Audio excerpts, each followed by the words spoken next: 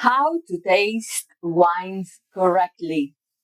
Do you want to enjoy wines even more and share these experiences with your friends and family? In today's video, we will learn the 6 basic concepts of how to taste wine. So if you're ready to learn that, hit the like button and let's get in right away.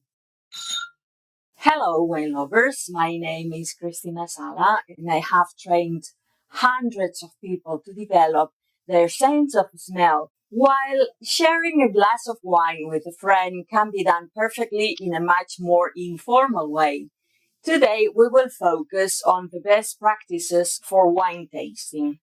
The reason is that if you do it right, you can enjoy the same wines much more by tasting them yourself rather than just reading or listening to someone's review for those wines. So today we are going to look at the best practices and standard procedures that are often used by professional wine tasters. And we will start with number 1. The setting. The first basic we need is a sensory neutral setting. This means we need a place where all sensorial stimuli are reduced to the minimum so that we can concentrate only on wine tasting. The 4 key points for the setting are: the number 1 and most basic is clean air. We need a place that is free of odors. It needs to be basically very clean, with no elements that introduce smells in the air. We can also open the windows and allow the place to be fully ventilated and renew the air just before the tasting session. This way, we can minimize any odor in the air. Of course, when we taste wines, we do not wear perfumes or deodorants or anything that can interfere with a wine scent. This is because scents will mix in the air and therefore will reach our nose together. So we will perceive a kind of mixture with the wine scent and other odors, and this will not work. This will ruin the wine experience.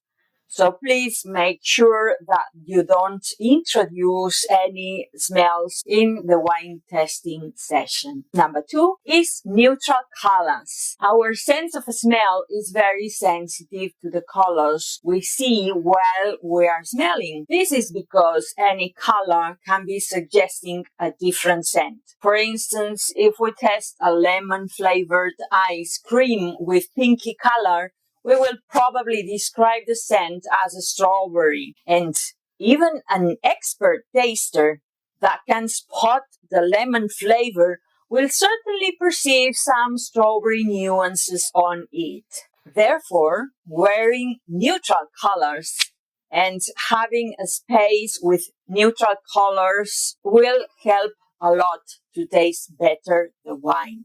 The best colors are white, black, and all kinds of grays. Therefore, and perhaps you already know this, in our channel, the setup and the dressing are based on these colors, on neutral colors. So this way, you can watch my video while tasting wines without interferences. In my next video, I will take you the do nots of wine tasting so you can avoid big mistakes on wine tasting that could ruin your experience. So if you are interested in that one, make sure you subscribe to my channel, hit the notification bell, so you'll see it as soon as it comes out. So let's move to setting number 3, the light quality. The ideal light quality is sunlight type, ideally with a lamp that provides this kind of sunlight. This way, we can have comparable color perception from one tasting session to the next one. For this tasting session, I have this lamp, and you see we can have different light colors depending on which one we choose. So we typically will choose the sunlight. So this is the part where we analyze how the wine looks like. Setting number 4, the most important point is concentration.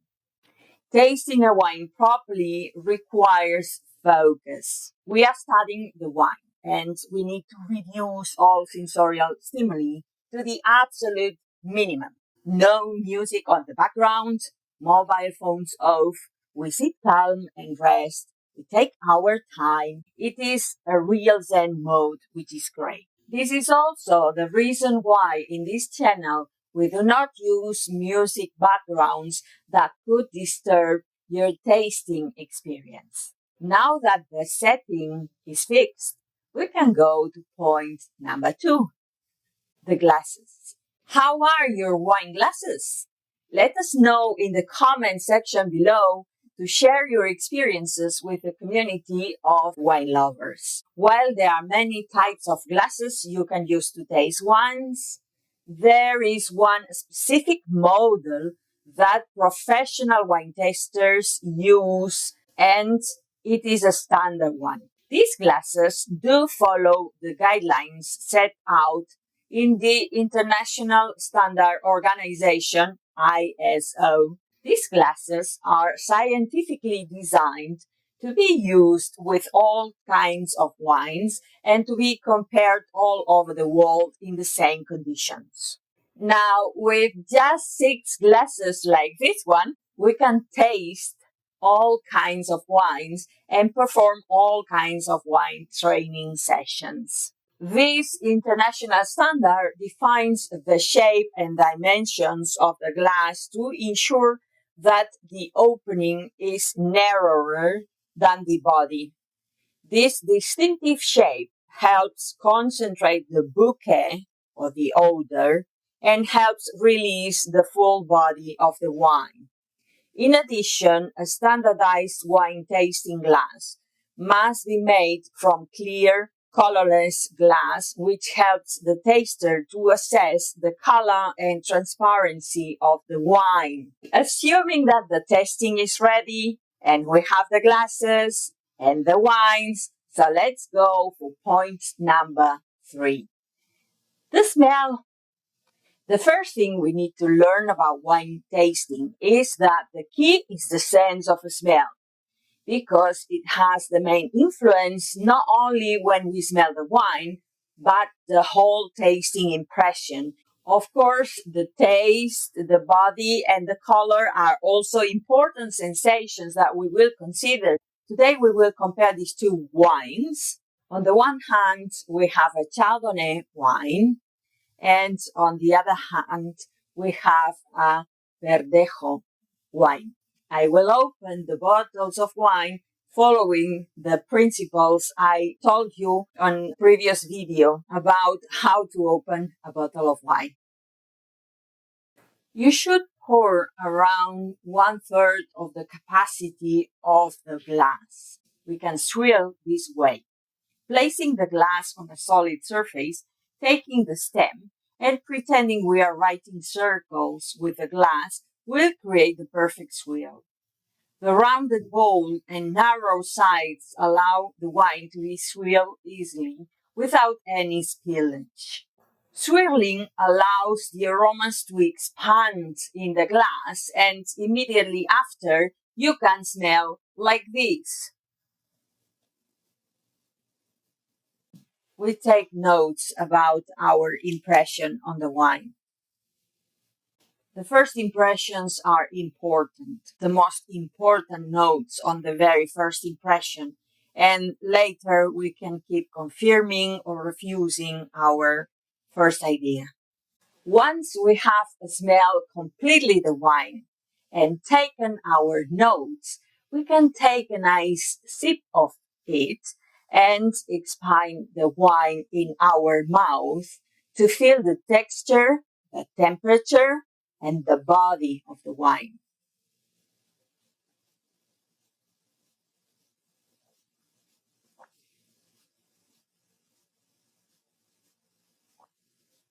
We need to focus on these impressions before we are ready to swallow the wine. There is the retronasal impression. Retronasal is another way of smelling the wine.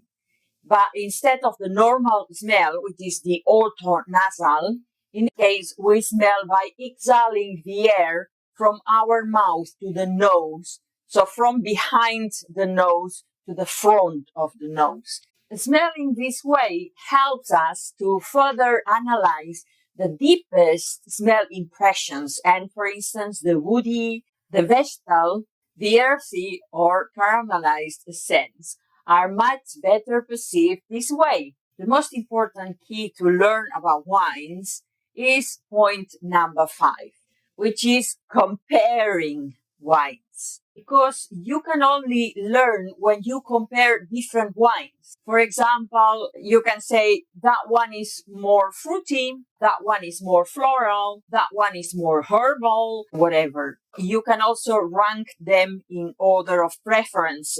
I prefer that one because it's more fruity, or I prefer that one because it's softer. As a rule, you should compare similar wines. Wines with the similar price levels of the similar type. And you should not compare, for instance, a sweet wine with a sparkling wine or a red wine with a white wine. It doesn't make any sense. Wine comparison should always be clever. And an important part of the wine tasting session is precisely choosing which wines we will compare with. Blind tasting is far better, and it introduces the intrigue of what will be the result of the tasting session.